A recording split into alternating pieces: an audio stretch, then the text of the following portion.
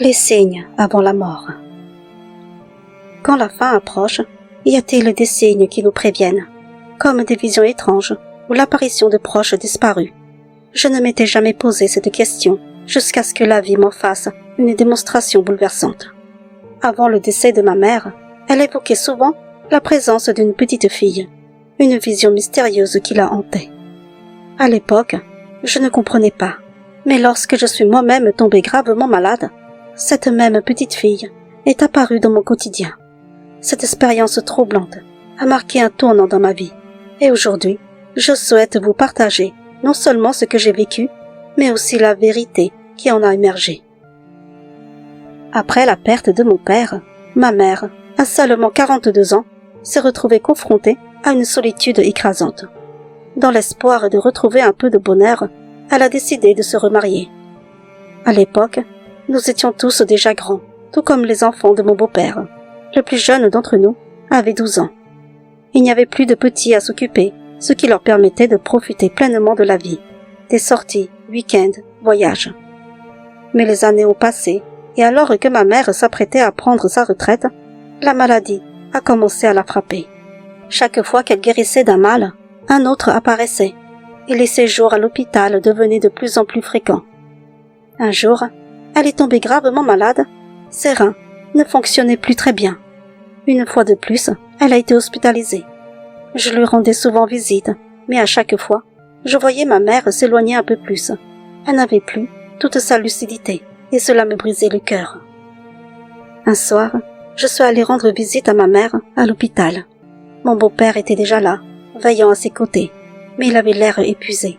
Je lui ai proposé alors de rentrer se reposer un peu, en lui assurant que je resterais avec ma mère pour la soirée. Il a accepté et est rentré. Pendant 2 heures, j'ai tenu compagnie à ma mère. Puis, en voyant qu'elle semblait apaisée, je lui ai dit que j'allais rentrer. Mais à ce moment-là, elle m'a supplié de rester encore, au moins jusqu'à ce qu'elle s'endorme. Son regard était empreint de peur, et cela m'a profondément troublée. Je lui ai demandé ce qui n'allait pas. C'est alors qu'elle m'a révélé, d'une voix tremblante, que mon père décédé lui rendait souvent visite. Curieusement, sa présence la rassurait, mais ce qui la terrifiait, c'était l'apparition d'une petite fille, aux longs cheveux et vêtue d'une robe noire. Cette vision la glaçait d'effroi. Tentant de dissimuler mon propre malaise, je l'ai rassurée, lui disant que cela devait être des hallucinations causées par les médicaments. Une fois qu'elle s'est endormie, je suis partie, mais le poids de ses confidences ne m'a pas quitté de la nuit. Dans les jours qui ont suivi, chaque visite à ma mère à l'hôpital devenait plus troublante. Par moments, elle fixait un coin de la chambre et avec une terreur palpable dans la voix, s'écriait « Elle est là, vous la voyez ?» Nous regardions, désemparés, mais il n'y avait rien. D'autres fois, alors que nous essayions de lui donner à manger, elle sursautait soudain et criait « Fillette, que fais-tu là? Va-t'en !» Son visage se déformait sous l'effet de la peur. Chaque fois, nous tentions de la calmer, de lui dire qu'il n'y avait personne, que ce n'était que des hallucinations. Pourtant, l'angoisse dans ses yeux nous disait le contraire. Quelques jours plus tard, son état s'est aggravé, la maladie l'a emportée et elle s'est éteinte. Après les funérailles de ma mère, une nouvelle inattendue est venue bouleverser notre quotidien. Ma femme a découvert qu'elle était enceinte de notre 3e enfant.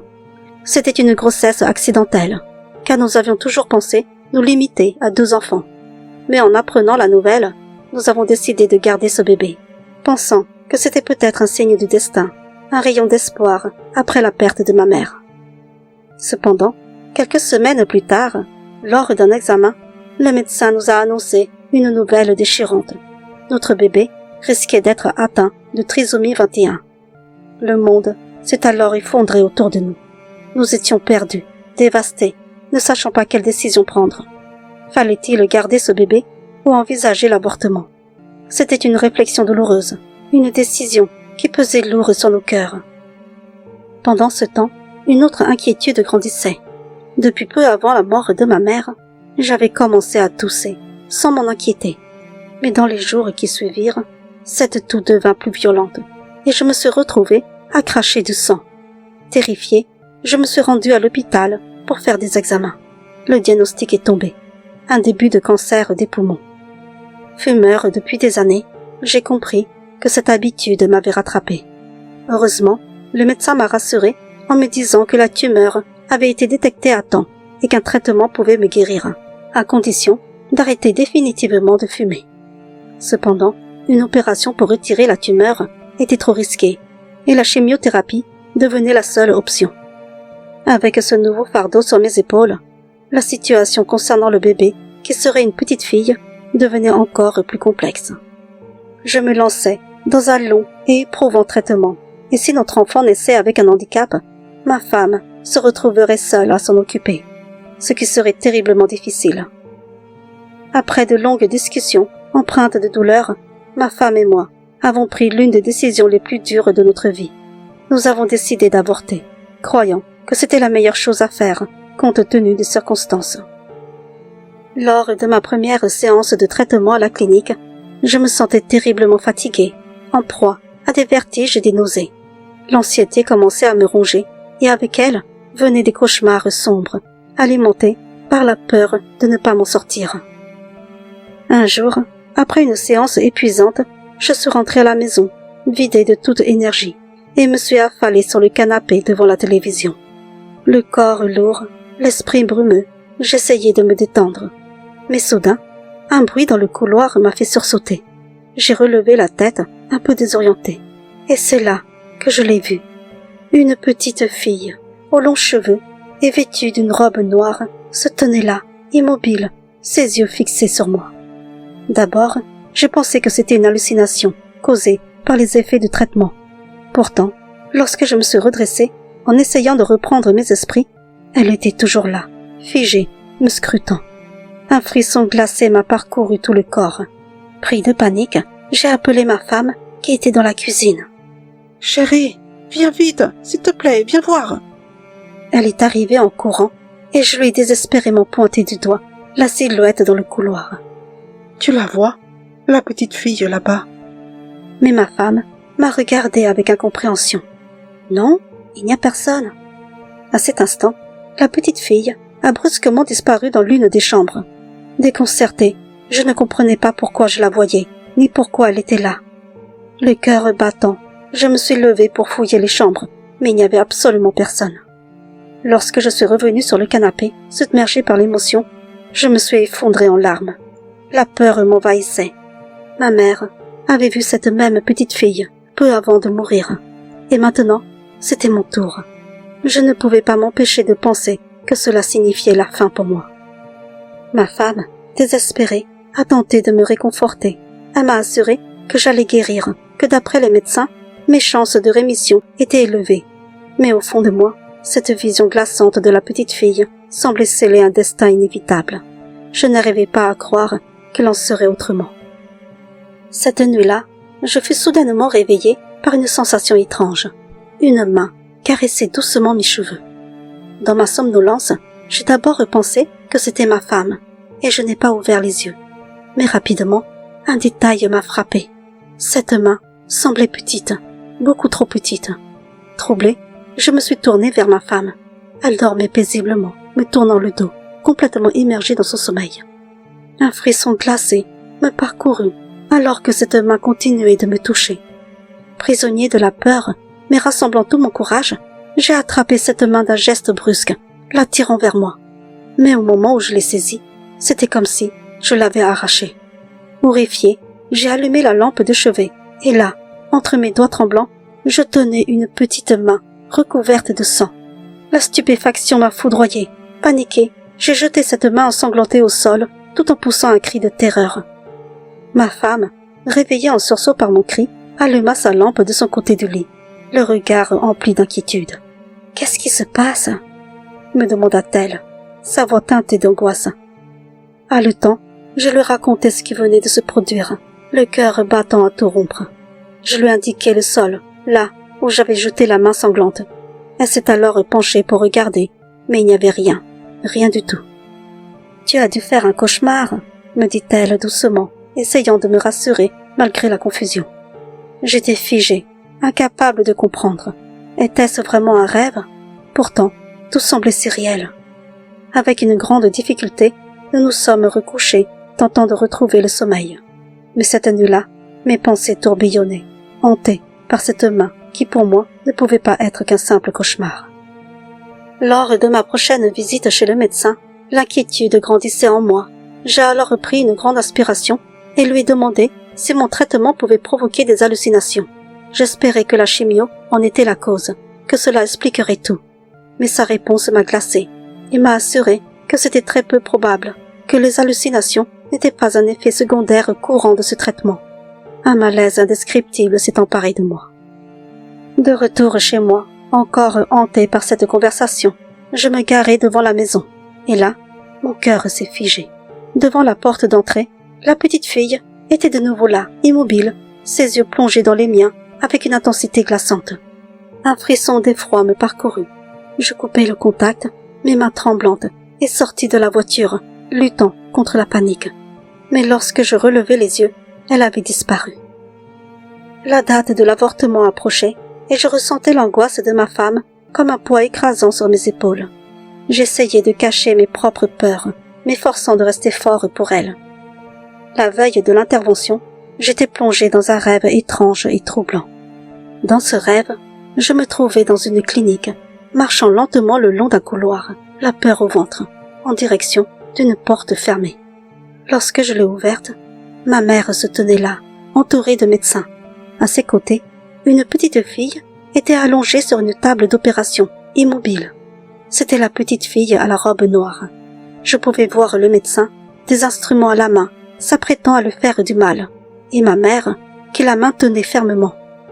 La terreur m'a envahi, et j'ai crié à ma mère, lui demandant ce qu'il faisait. En entendant ma voix, elle a relâché son emprise sur la fillette, qui s'est alors levée, tremblante, en larmes, se cachant derrière moi. Elle s'accrochait à moi, le visage baigné de larmes, et m'a supplié avec une douleur poignante. « Grand frère, aide-moi, dis à maman de ne pas me tuer. » Mon cœur s'est brisé en 1000 morceaux à cet instant-là. Je me suis réveillée en sursaut, le cœur battant à tout rompre. Il était 2 heures du matin, et ma femme dormait profondément à mes côtés. J'ai essayé de me rendormir, mais le sommeil m'a à peine effleuré avant que je ne replonge dans un autre rêve. Cette fois, j'étais avec ma femme. Dans ce rêve, il préparait ma femme pour l'opération. Je me tenais à ses côtés, le cœur lourd, fixant l'écran où apparaissaient les images de ce qui se passait à l'intérieur de son ventre. Le médecin tentait d'attraper la jambe du bébé avec une pince. Je voyais le bébé s'agiter, comme s'il pressentait le danger. Tout à coup, la pince agrippa une des jambes, et dans un mouvement brutal, la coupa pour l'extraire. Les larmes coulaient abondamment sur mes joues, témoin impuissant de cette souffrance atroce. Je me suis réveillée en sursaut, le cœur en miettes. Ce matin-là, après le petit déjeuner, nous nous sommes rendus à la clinique pour l'avortement. Le médecin nous a reçus et a expliqué la procédure, chaque mot résonnant comme un coup de tonnerre dans mon esprit.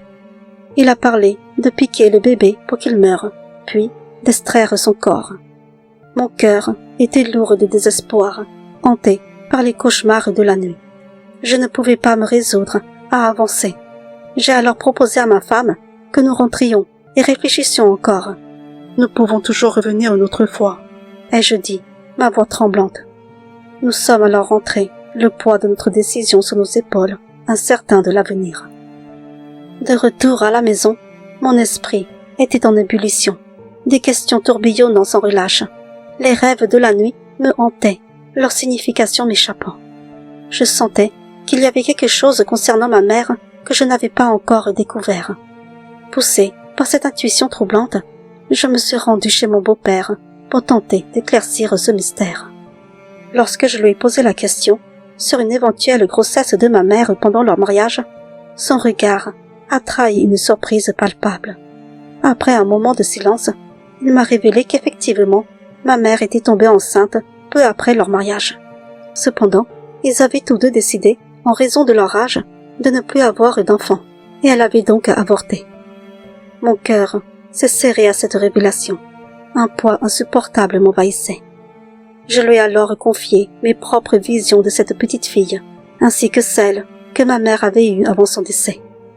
En m'écoutant, Mon beau-père semblait accablé par la tristesse. Avec un air de regret, il a confirmé que l'enfant qu'ils avaient avorté était bien une petite fille.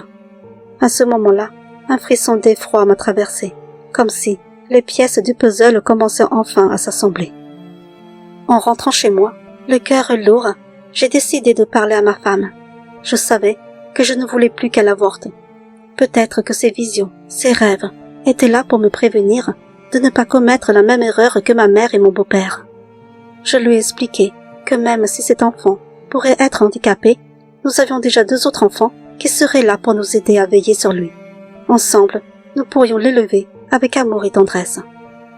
Nous avons alors décidé de garder l'enfant, de ne plus envisager l'avortement. Un sentiment de paix, bien que teinté d'incertitude, a commencé à m'envahir. Ce choix était notre chance de réparer le passé, de donner une vie à celle qui n'avait pas eu la chance de voir le jour. Une fois cette décision prise, je n'ai plus revu cette petite fille à la robe noire. Aujourd'hui, cette petite fille que nous avons choisi de garder est devenue une jeune fille pleine de vie. Elle a maintenant 12 ans et contre toute attente, elle est en parfaite santé, grandissant normalement comme les autres enfants.